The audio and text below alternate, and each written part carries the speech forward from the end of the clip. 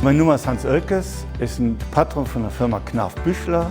Die Firma Knarf Büchler geht in der 5. Generation zu Befort und also Schwerpunkt als Möbel- und Innenausbau für den privaten und kommerziellen Bereich.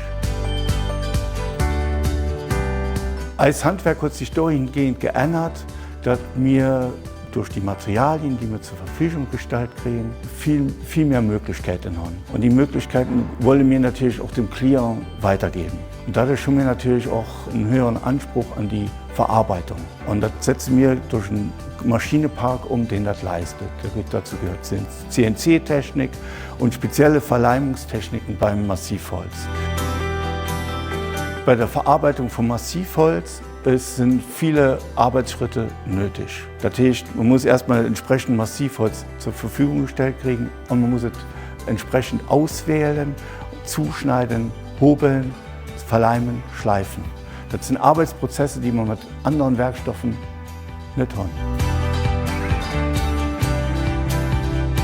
Für diese Möbellinie haben wir es dezidiert für mit der Kiefer zu schaffen. Die Holzart, die hier aus der Region kommt. Die Kiefer ist ein Holz, das ein sehr schlechtes Image hat. Das Image wollen wir mit der hochwertigen Darstellung vom Produkt wieder gesellschaftsfähig machen.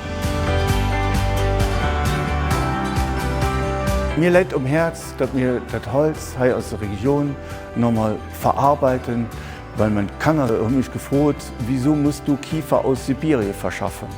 Geht das nicht hier an der Gegend? Und wir fanden, dass das ein wunderschönes Produkt ist und man sich damit wohlfühlen kann, wenn man sich das nach Hause nimmt. Und wir hoffen, dass den Klienten das auch so gesagt, wie wir das gesehen haben.